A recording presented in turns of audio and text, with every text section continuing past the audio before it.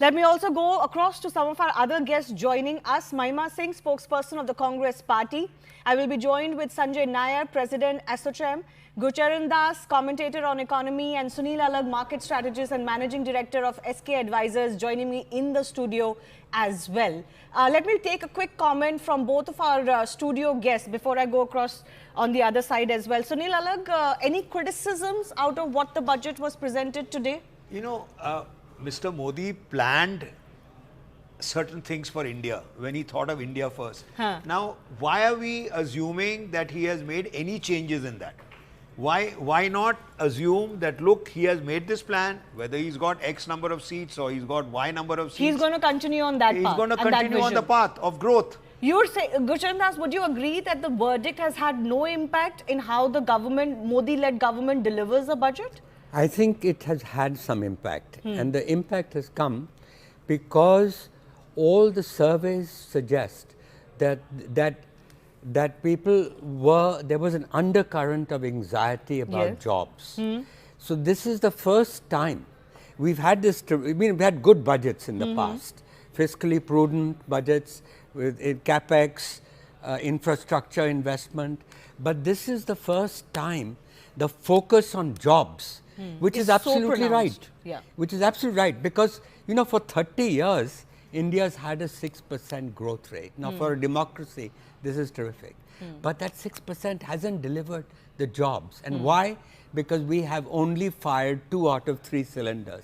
The manufacturing driver has failed us. Now I see there's a realization.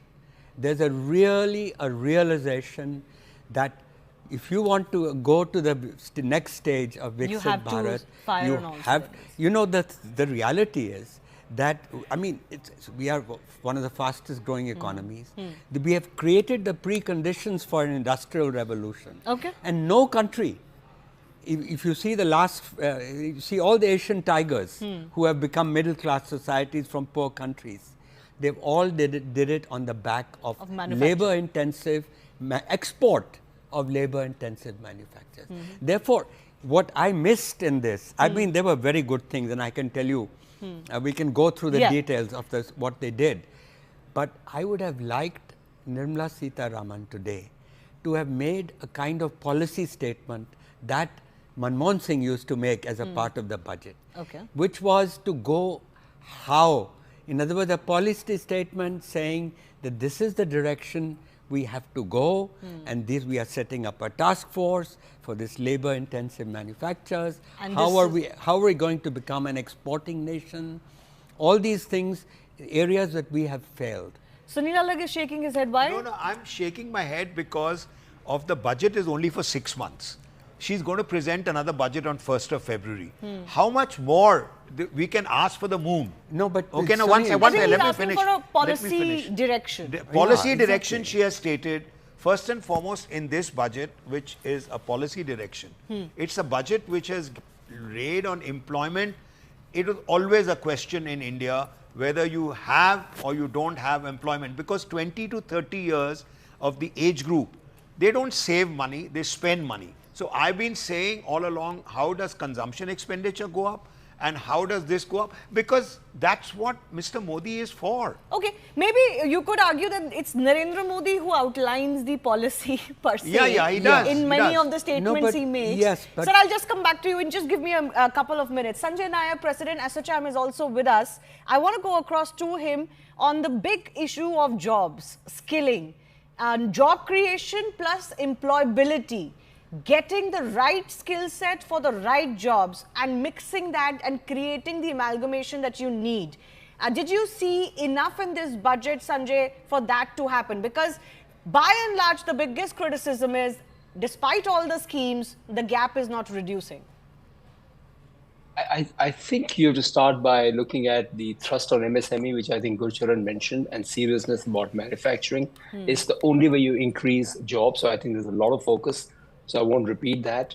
In terms of bridging the gap, I think the incentives, which is what the industry normally reacts to, have been quite targeted. If you look at the internship program, you look at the employer benefit, you look at the employee benefit, in a way, I think they're putting a little bit of the burden on the private sector. Okay, you've been asking, here you are. Let's see if you can do your part of the role. And I think that's the way it's got to play out. But finally, it's got to come down to cost of doing business in India and ease of doing business in India. And she has made promises, and I think maybe Gurcharan, no, I think Sunil said that 6 months to next budget. In 6 months, if we can simplify taxation, which they have said they will look at, the IT Act of 61, they will look at GST simplification and try to resolve all the issues.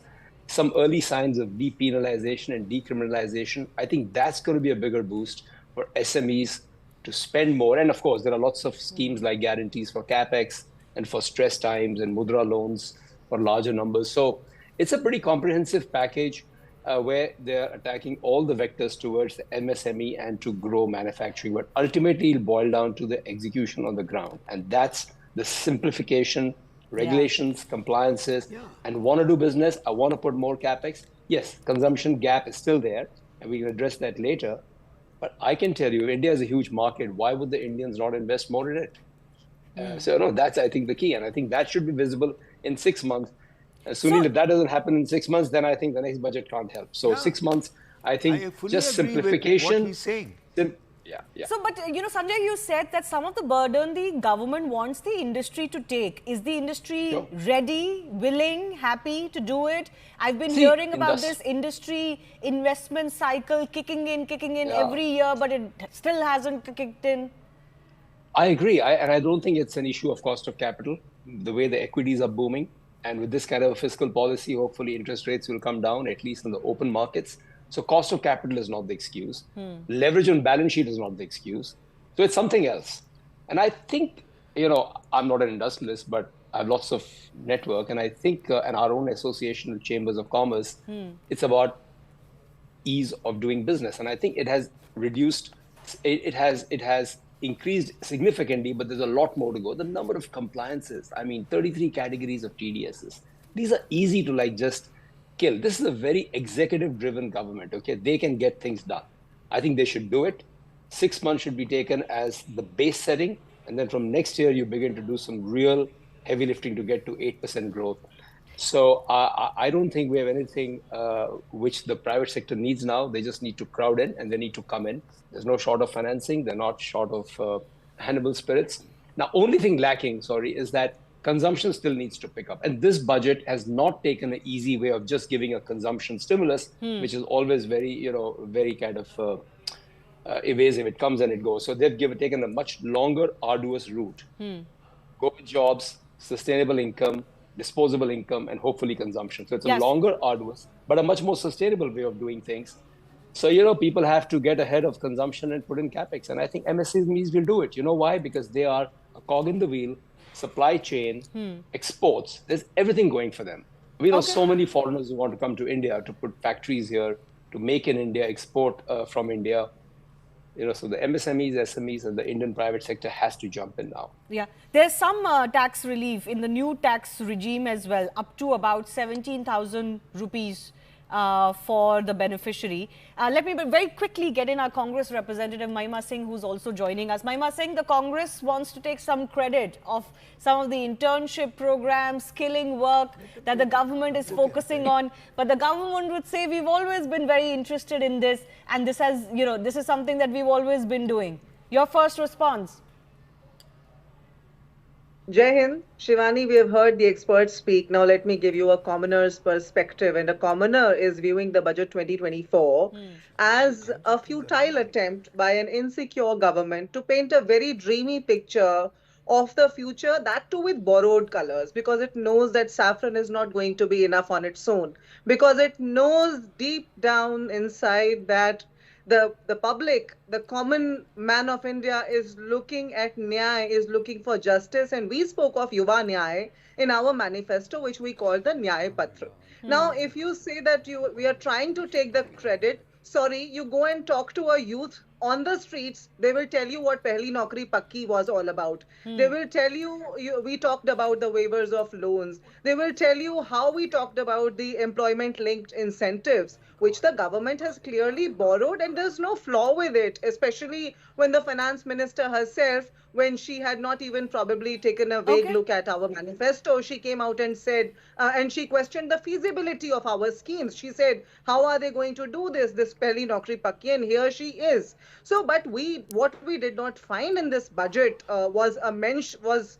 we did not find a mention of what measures is the government planning to take to fill up the gulf, ever so widening gulf of inequality. We did not hear Mahima, I'm going to come back to you on that. I'm going to come back to you on that. You are here with me for a longer period of time. Just 1 second. I'll come back to you. You're here with me for a longer period of time. In fact, your colleague from the Congress party, Manish Tiwari, is joining us now live. I want to go across to Mr. Tiwari as well. Thanks a lot for your time. So, the Congress's first message has been, look, we've been telling you that jobs and skills, these are the big challenges for the Indian economy. Do you find sufficient measures in this budget, even if, they were to take a leaf out of the Congress's promises, that take care of those concerns? Thank you very much, first of all, for having me on your show. I do these things very non-often now. But I look at the budget from a completely and absolutely different perspective. For me, a budget is nothing more than an accounting statement. So it's the income and expenditure statement of the government. The rest is that it is a once-in-a-year opportunity for the finance minister to grandstand on everything from motherhood to apple pie. So therefore, if you look at it in pure accounting terms, the fact is that you are running almost a 16.5 lakh crore deficit. And your national debt has almost touched 172 lakh crores if I go by the figures which are available in the budget documents. So under those circumstances, essentially, there are two things which are happening. A, your deficit post-COVID-19 or in the aftermath of COVID-19 is not coming under control. And number two, what is consequently happening is that you are borrowing in order to finance revenue expenditure. The finance minister or the finance ministry has been unable to answer a very simple question, which I've been asking. In fact, I asked it yesterday also. It's in the list of unstarred questions. That out of the almost 112 lakh crores, which has been the increase in borrowing between 2014 and 2024, how much has gone towards capital expenditure or towards asset creation? And there is a very fuzzy answer with regard to that. So therefore, under those circumstances, what really worries me is the fact that there seems to be no tangible attempt to really bring the deficit down. But Manish Tiwari, some would argue that the fiscal prudence of this government, not just, let's say, in this budget, but over the last 10 years, has been their crowning glory, despite so many domestic pressures and international pressures. Well, if fiscal prudence has been their crowning glory, how do you account for the fact that the national debt in 2014 was 55 lakh crores, and today the national debt hovers at close to 169 lakh crores or 170 lakh crores. Shouldn't we look at it at percentage terms? Yeah. But you should not look at it in percentage terms. Yeah, because go ahead. There is intergenerational equity involved. You are actually leaving this debt for future generations. So that's one part of what is the problem with this budget. The second part of the problem with this budget is, you see, on the ground, there are three things which are playing themselves out concurrently. There has been stubborn food inflation now for a very, very long time. And in fact, I was quite amused to read the economic survey, which said that when the RBI takes a call on interest rates, it should actually leave food inflation out of that equation. I mean, that's absolutely laughable, because that's something which hurts households the most. Number two, during the elections, two things which played themselves out in every election campaign across the 543 constituencies was the fact that there were no jobs.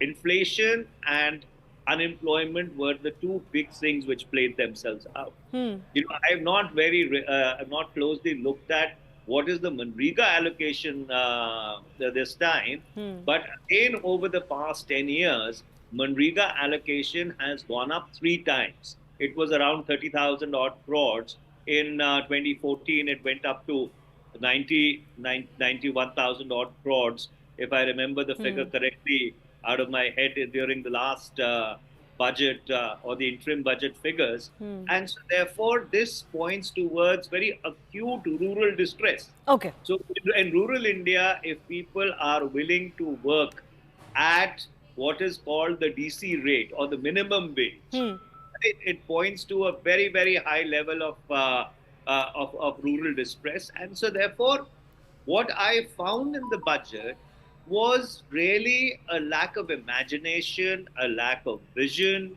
a lack of understanding, or in fact, complete denial about the real problems or the real challenges which this country confronts. All right. I'll leave it at that. Manish Tiwari, I do thank you for your initial comments on the budget presentation today. Let me take a few reactions from both Gurcharan Das and Sunil Alagh, who've been itching to come in on what the Congress spokespersons and others were saying. I didn't think I'll hear about deficit issues, but on food inflation, the economic survey said that some prices are high. By and large, it's under control. Yeah. On Manrega, I think the allocation was about 60,000 crore. And for the coming financial year, it's 86,000 crore. But I think the economic survey also mentioned there that don't look at Manrega as the indication for rural distress, because states where there is high rural distress or rural unemployment, they're not spending as much out of their Manrega quota. So maybe not the direct correlation or causation there. Yes, Gurcharan Das. Well, I happen to think differently from this, but it's right for him to point out that India's debt is high. Okay. But you know, exactly. I think it's how you see the glass of water, half empty or half full.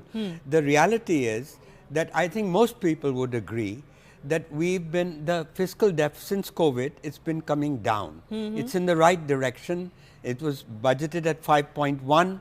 We're going to come in at 4.9. Now and we are aiming for 4.5.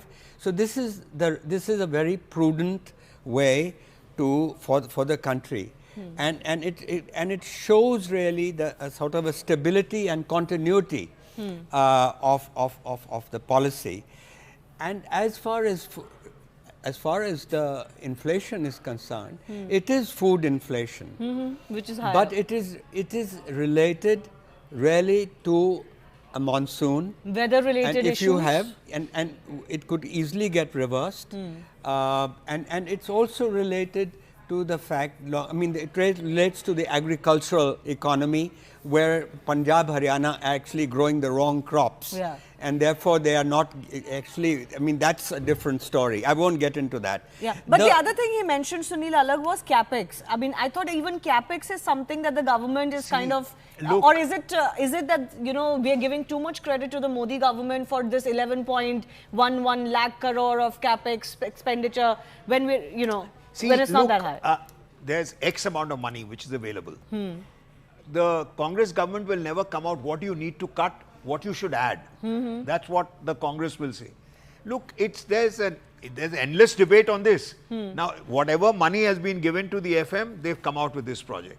Now, if you want something extra, then you've got to reduce something else. I mean, there's no endless money that the government has. So therefore, it is very important that, look, anybody in the opposition comes out with a policy, then they must say that, look, you've forgotten this, but if you reduce this, then you can give this. No point in just saying give this, give this, give this, any amount that you want. And also maintain fiscal deficit. And maintain fiscal deficit. You know, I think the more interesting point was raised by Sanjay.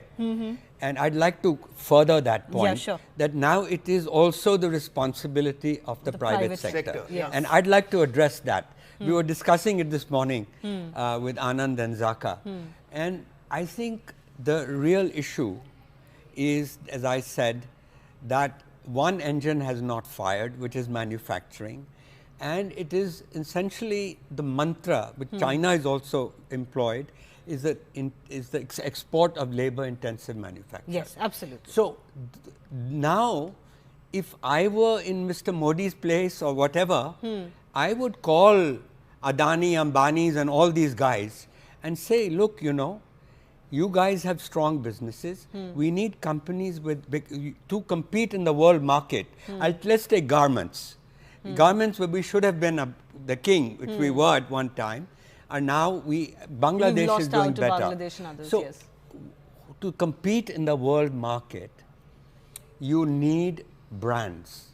And I think there's very little hope. I mean, our Raymonds and Arvind and all these guys who make brands in India, Park Avenue and so on, they're no place in the world. So I would go ask Indian manufacturers. Now you go to these guys, the big guys. The big guys are Nike, Uniqlo, Levi's, Zara, H&M, Banana Republic, you name it. I mean, Marks and Spencer. And go to them. Look, we can give you not only, we can give you a domestic market, but we can also become the real supply. So offer the Indian companies can become what Foxconn is to Apple. You know, that is a route available because they are also, a lot of them are in China. Yeah. And they're looking for China +1. You know, it's so interesting. This is perfect. We are in a sweet spot. We're in a sweet spot. We can do this. Interestingly, the economic survey talks about how while we and the entire world has a difficult relationship with China and how much of China money and others to accept, they're actually saying allow Chinese capital to come in, even if you don't allow Chinese goods to come in. But Chinese capital, if it comes and invests in India, will give you the wherewithal that you need to, you know, to establish these large hubs. And can I very quickly give Mahima an opportunity one more time? Yeah. Because Mahima, you were, I needed to go to Manish Tiwari, your colleague, on the issue of jobs. That is the big focus that the Congress party had. That's the big focus of this budget. So should the Congress be complaining at all? You can take the credit, but certainly the government has listened to you or to critics. Yeah, it's a compliment to you, for God's sakes. Too less, too late, Shivani. In fact, if I were to say it in a poetic style, I would say किसी भी क्षण बगावत के लिए परचम उठा लेंगे करोड़ों हाथ जो इस मुल्क में बेकार बैठे हैं. That is why the government had to now listen to the opposition, because it has seen what it has lost in 2024 elections. But what we are not seeing is what is this government planning to do about the inequality, which is worse than when it was during British Raj. The inequality during British Raj was better than it is now. You see, the country's total wealth, the country's total 40% of total wealth belongs to just you see a few chosen ones, crony capitalist friends of the Prime Minister. That is what our leaders keep on pointing out time and again. We did not hear about census. What does the government plan to do about census, or are they totally not concerned with what the common man of this country you see deserves?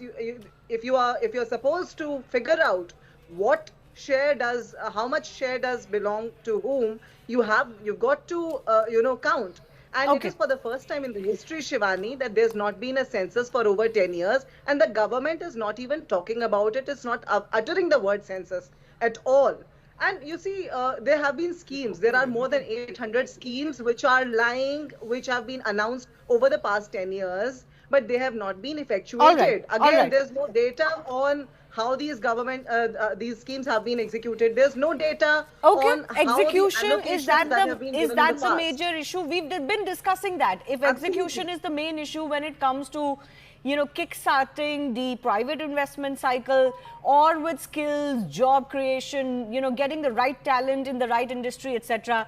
I have to slip into a very short break. I do want all of our guests to just stay with us for a bit. More experts and special voices will be joining us. A very short break right now.